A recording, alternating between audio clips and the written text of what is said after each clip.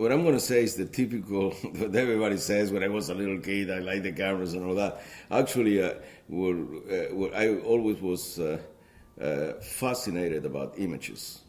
Whether it was, movies or photos, I always was very fascinated. My mother loved movies, used to take my brother and myself to the movies, and always wanted, for some reason, fascination with photos. Then I have a small, still camera. I remember it was Yasica, and then went to college in Madrid. Went to the University of Madrid in image sciences. A lot of theory, not much practice at that time, and then I came with a scholarship. I came to the AFI, the American Film Institute in Hollywood, and I did the Master in Fine Arts there. After that, I was set up to go back to Spain, and somebody from USC said, "Oh, we have this short to do if you want to do it," and say, "Okay," and I did that short for 2 months, and then somebody came, a friend that he was a fellow student at AFI, and we say, "Hey, I have this movie to do," and that movie was The Intruder, by the way, and I met some people there that then became Lawrence Bender as a producer with Tarantino, and Sam Raimi was there, his brother, Scott Spiegel, the director-writer. So, and then one thing and another, and I stayed. The AFI was two things. First, a learning experience, more Hollywood, American way of shooting experience and techniques. And also, it was a place that you did a great networking, because, you were dealing with producers, future producers, directors, future directors, some, not all, a lot of people. So those people, 2 or 3 years or 1 year after we finished, they start trying. They started doing things, or they try to do things. That's how The Intruder came about, and that's how Alex Cassini came about. Alex was in the directing program, I think, a year or 2 years after me. I'm not sure. So he asked some people about me, and we met.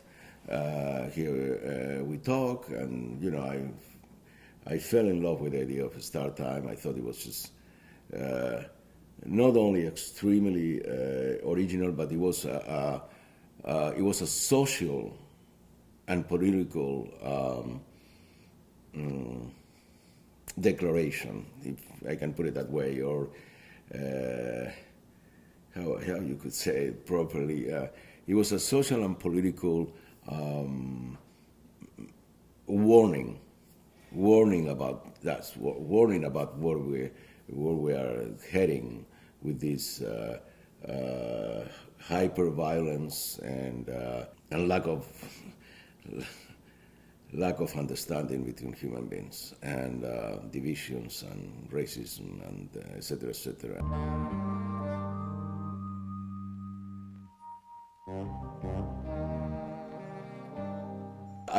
Before I started the movie, I had a commitment with 2 TV movies for German television.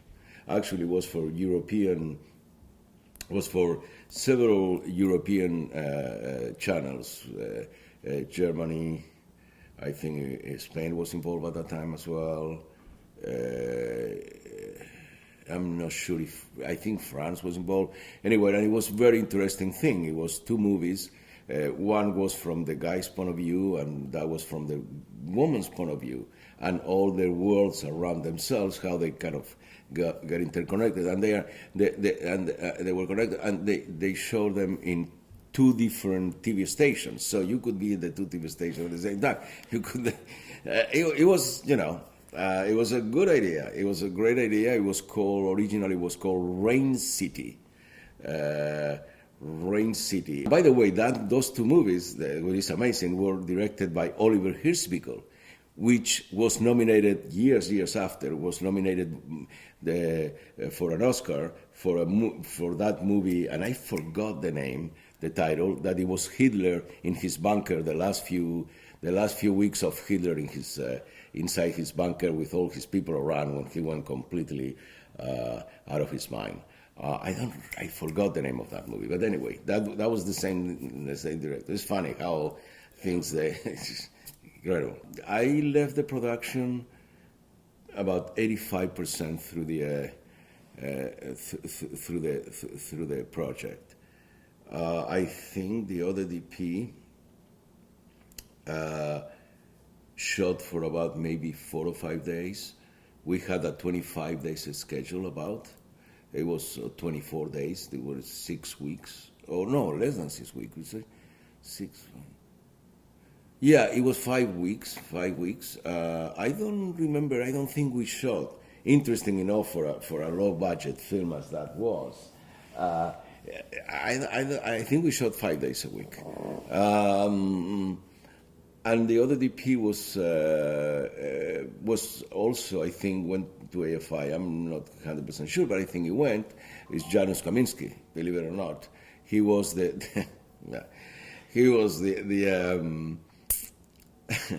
DP that replaced me. We had some conversations on the phone. I think he was busy. We couldn't meet. So we have a really short amount of information before I left, but he finished the project. I didn't shoot one of the final scenes when he goes completely crazy. Yes, one of the latest scene where he comes to kill, and she's under the table, and that's pretty much I think the 2 or 3 last scenes of the show. He gave me a lot of control. Who did? Alex. He gave me. He trusts me. Let me put it this way. He trusts me because we had a very good pre-production. We did our pre-production. We talk about the look. We talk about, and sometimes talk about the look. We talk about what we wanted to say with the film, what he wanted to express, the loneliness of this guy, how that loneliness it makes you to feel that you are inferior than the rest of the people. You are a loner. You don't communicate. You don't have any social or skills or you don't have any relationships or nothing. All of a sudden, when you're offered something, you say, "Yes, this is my moment." And then you from being a person alone. And I'm not saying a loser. Let me make clear this: when a person that it might not be good communicating with others. And unfortunately, society creates that person, instead of trying to approach, what it does is tries to create a monster. In some extent, I don't know if it's a surreal kind of thing, but and that was that principle that what it made us to we talk about it and we talk about it, and we became with a look. There was a dark, empty. Yes, empty in the sense of this person. It was just him, and the place it was empty. We showed these wide shots with him, crunch, and that was an expression of total loneliness a loneliness that hurts you when you are so alone that it hurts you. And that came up the visual look of spaces, big spaces, and you can see when he walks at the beginning, you can see when he is in that tall building about to jump, you can see all of that. That's the frame. The frame is, wow, this is huge, but I am small. That was the framing. It might be a storyboards. I don't remember. That I cannot answer. I don't remember. I think there were some storyboards. I think that we had some storyboards, but you know, when our conversations, we understood each other. We connect. Our psychologies were similar. We connect. We knew, and also the stories no base, but it has influence from an Argentinian writer, Borges, José Luis Borges. I'm trying to pronounce it in English. That's stupid. I'm going to pronounce it in Spanish. And we, you know, we connect. And when you connect, when your minds connect, when you connect with the director and you understand what he wants to express, that is a lot. That is more than half of the look of the film, because you understand what he wants to express. And then one important thing was the locations. We did extensive look for the locations, and now I remember. We drove around Los Angeles, downtown, south of downtown. We drove around for nights and nights trying to find locations. We actually saw a lot of things during those nights. I'm talking 1 a.m., 2 a.m. We saw people looking at us like, you should be out of here, among other things. A couple of moments that were a little scary, because I think we were a little too daring. But we found that they are not in downtown anymore. That has changed. Now there are buildings. But we found places where, you know, unfortunate people was there. I don't like to call them, you know, those names, hobos or whatever. Now, unfortunately, people were there living. It was very rough. And I remember him and I driving every night for days and days.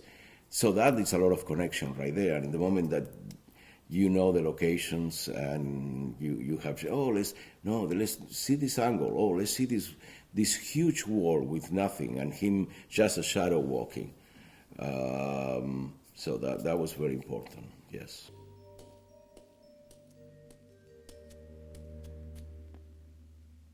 It's very difficult, I think, to have a movie in which you have one character, really.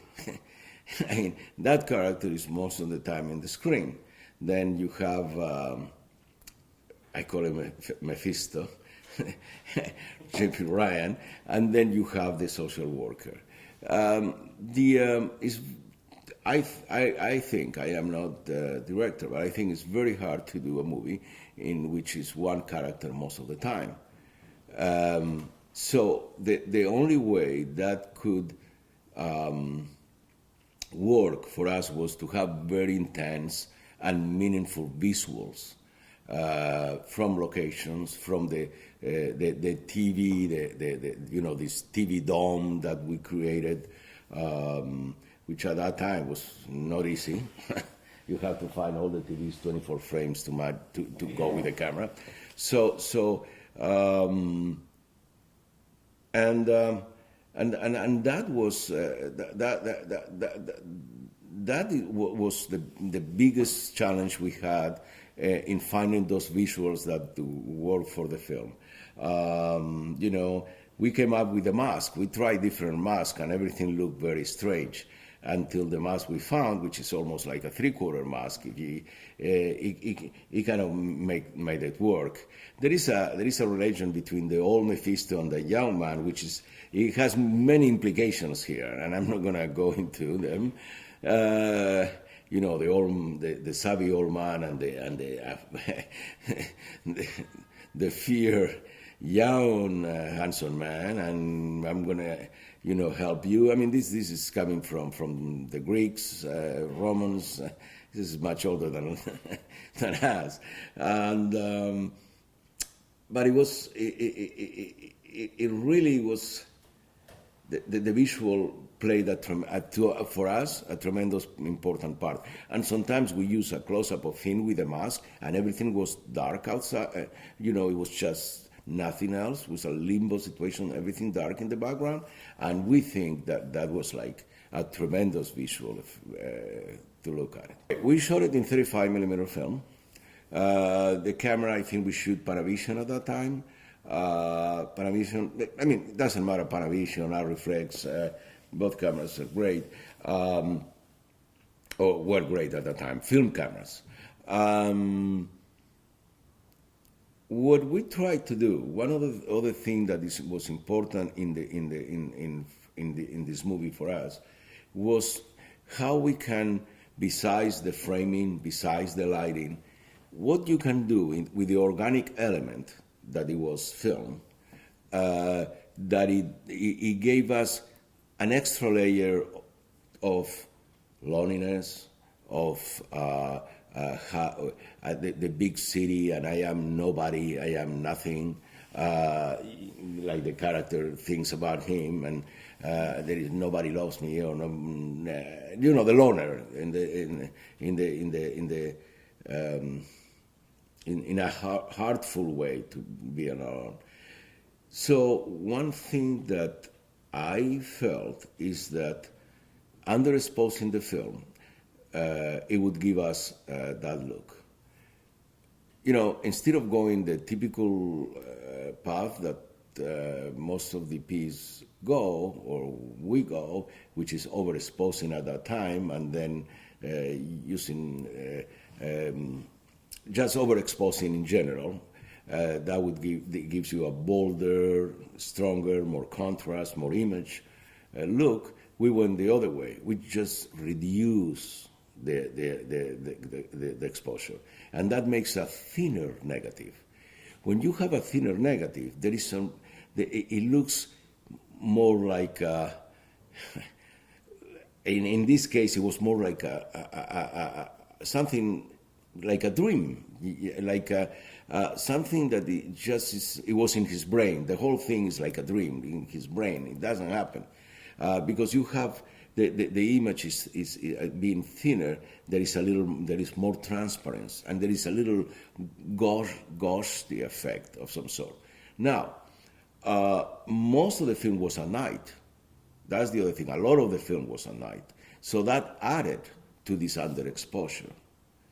So you can see that the film in general is very delicate. We were playing with fire there, because if we would have gone a little farther than that, we wouldn't have a good image at all, and then that would have been a problem. But we were just in the right part of the sensitometric curve.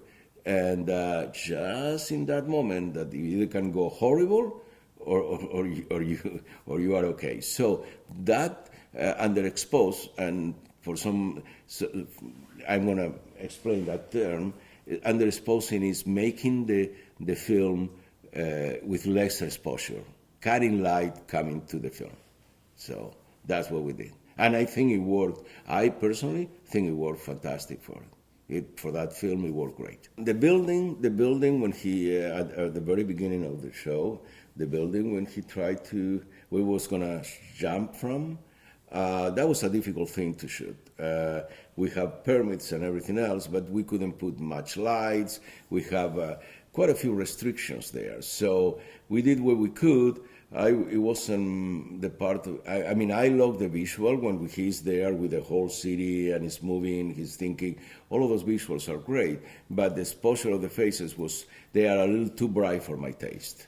But we didn't have time, we didn't have the resources. This was, in Hollywood standards, a low budget film. We didn't have, I don't remember that we looked at something and say, oh, this is a reference for it. It came, when we start talking, and with the references of Borges, of the book, it came very organic. So that's what we were looking for, yeah. One thing we did sometimes, we actually changed the eye lines of the actors from actor to actor just to create that, that confusion. I mean, the thing is, the film sometimes, you go, what I'm looking at. It's like, you might like it or not. I mean, the film had his own opinions, but and that was intentional. We did sometimes jumping the acts in a way that you say, no, let's do it, let's go for it, just change it and see what happened. And some people might think that we were making a mistake. Okay, that's fine. Because there are a couple of scenes we did that. I don't know if you noticed. There is one scene in that she comes to his apartment and they have a conversation. And all of a sudden we are on him, and then when we go into her close-up, she's looking in another direction. So, is he there? And the social worker starts getting into this world that, she loves him, but at the same time, it's like, how I can help this person, and who is this person? Anyway, it was just Michael St. Gerard. He was actually, he was the perfect character for the movie. Now that I'm thinking, he had this somehow looked. I don't know if he. Still today, I don't know if he understood 100% of the material he was dealing with. And I tell you, if I was in his situation, probably I would have had the same thing the same problem to understand. He was very reserved. We talked a few times about, where was the best place for him to stay, marks, and, the typical things that you do when you shoot. I don't remember having a very conversation in length about anything of the film. Maybe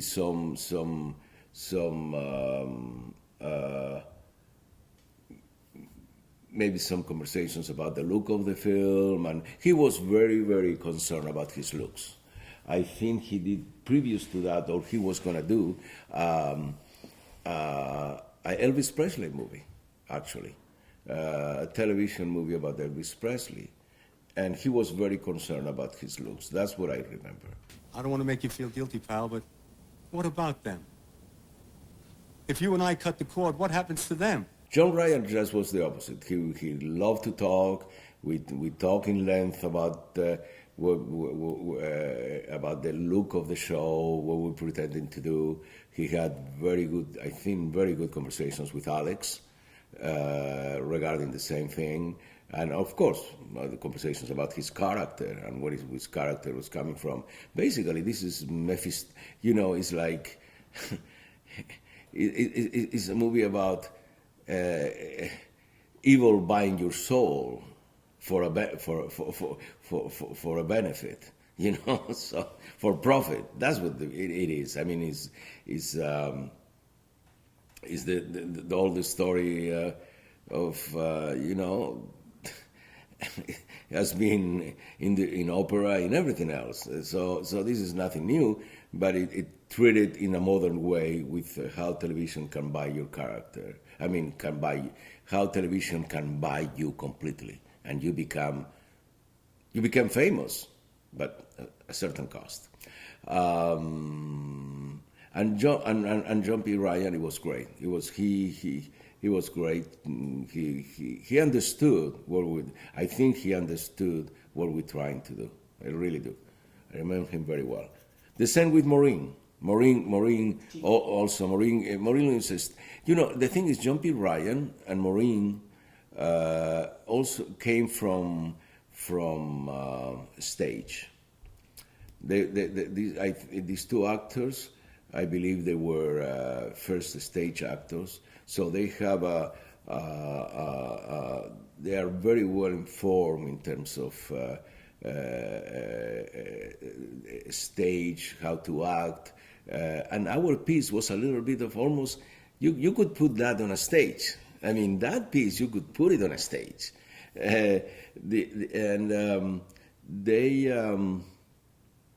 They understood what we were trying to do. Yeah, Marine. They were heavy stage actors that they understood what we were trying to do. What Alex tried to do, of course.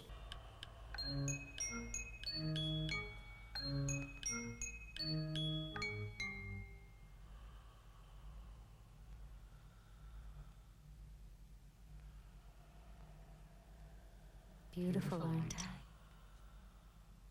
I think that most of the crew, to a certain point in the show, I think most of the crew didn't understand what we were doing. I think that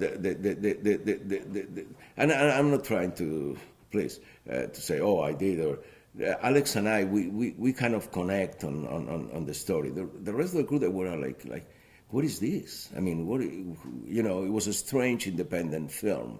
It wasn't, as you can see, it's not a conventional film at all. And but everybody was just fantastic. I mean, they loved to be involved with the film. I remember a few of the people. I remember some of my crew, 25 years ago or so. I have to say that they were great. They were great. They were great. I really think they did a fantastic job for what it was. Yeah, and that's another thing that the people kind of the audience was like long takes of this guy alone. I remember there was one time that he was talking to somebody. When we cut, there was nobody on the table. He was talking to somebody, imaginary person. You know what I'm saying? It was like, this is imaginary. Another time he was laughing and he was nobody around. And these were long takes, yeah. So, but we probably, we use long short ends. Panavision, I think they gave us a break then to rent their cameras. We were coming, the director and myself, we were AFI fellows. The producer too, by the way, Reza, Miss Bunny, he was also AFI fellow. The producer, myself, Alex, I don't know if there was somebody else. First of all, audiences are accustomed, they are used another kind, different films. This is a metaphor, a poetic metaphor. Is saying, look at where we're going. It's telling people you are doing this. Somehow it's an accusation to society about how television or popularity or celebrity or all of those things that appear in those people and People magazine or whatever it is, or in the trades, how you selling yourself, your soul. People don't like to see that. People don't like to see that. It's very direct. Even if it's indirect, it's very direct. Then I think people do not like to see. You see, in the American pathos, we try not to show. Try not to show the losers. The winners are the ones they show. The losers don't have movies made for them. The losers, they have movies made for them when the winner kills them. That's for sure. But the loser as loser doesn't have a movie. They don't make movies of losers. This is and again, loser is a term, or they don't make movies of somebody that is lost. They don't make movies of somebody that doesn't have anything in life. No, we make movies about what they have a lot in life, So that combined with the subject, I don't think is something that people want to see. People don't want to see and sit. They don't want to sit down and see something that they have to think much. Some of us do. Some people. So, but I'm talking in general. In general, I'm surprised that there is a certain amount of people they would like these films, this kind of film. They didn't.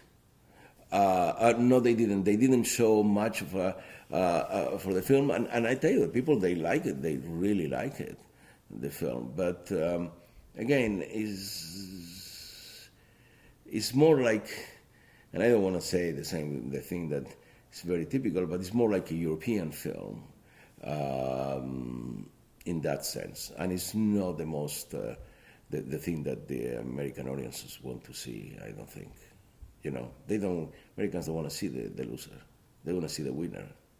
I want to say that I not only say thank you to Alex, because we are still very good friends, and but I want to thank to have the opportunity in my life to do that, to shoot that film, because I'm extremely proud of that film. I think we did something, whether it's successful or not. And the measure of success is relative. It's no, Captain America movie. So this, as I said, it's relative. Success is relative. But I did love to shoot the movie, and I'm extremely happy and extremely proud of that I did that movie.